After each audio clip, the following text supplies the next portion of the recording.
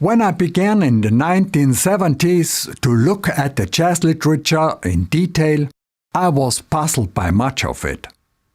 I later found out that significant musicians very often felt misunderstood by jazz authors.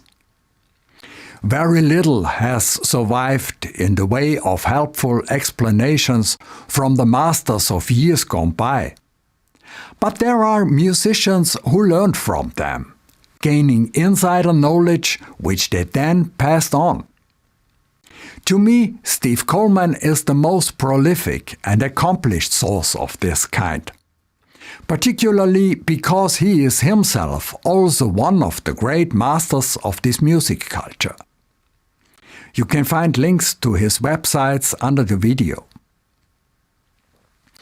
Out of the vast pool of information I gathered over the years, I have filtered out what was most interesting to me as a listener and used it to form my jazz page, which is, however, in German.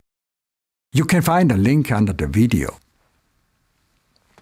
What interested me most were the specific qualities displayed by the most influential masters and how these qualities connect them to one another. For example, I found the following statement by saxophonist Bunky Green enlightening. I learned from Charlie Parker in the beginning. I tried to simulate his whole style. I wanted to be him, precisely just like him.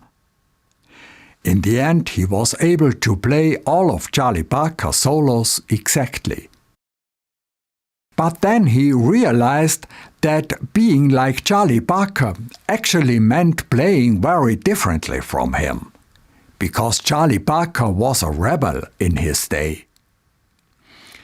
Simply repeating or imitating what someone else has already played is not highly regarded in jazz circles, even if it is done very skillfully. However, creative masters do not discard out of hand the tradition that they come from.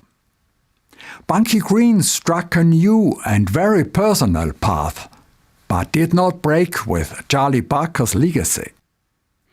In a similar way, Charlie Parker had taken up the tradition of his predecessors and continued it creatively.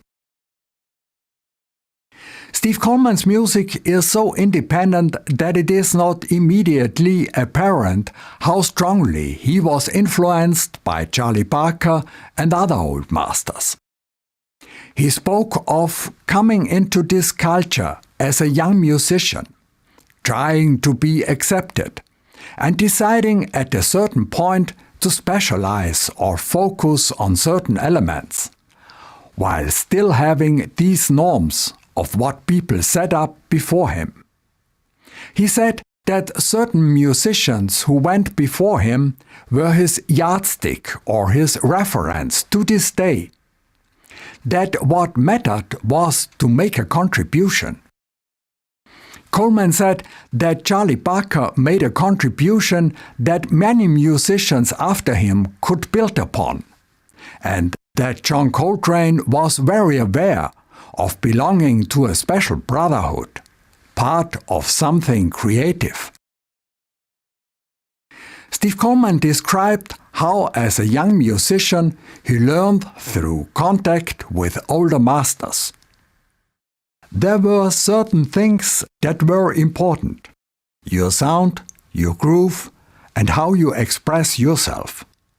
There was always this criticism for not having a sound, not having a good groove, a lot of criticism on rhythm. This cat can't swing, he has no feel, etc. It's a matter of learning this particular idiom from these masters who came before you. You have to get with what it is they are good at expressing, how to make it feel a certain way, how to blend, how to swing. You get cats talking about floating the rhythm, swinging the rhythm, and all these different terms. You've got to get with that to be a participant. The older ones always spoke too of this whole thing about telling a story. For example, they said of one musician, "Yeah, he sounds good, but what's the story?" They always urged young musicians to tell a story. Terms such as groove, swing, sound, and storytelling have a specific meaning within this music culture that can't be captured at the level of theory. You can only get close by developing a feel for them. That in particular was what spoke to me. And to this day, engaging with this fascinating culture has remained exciting.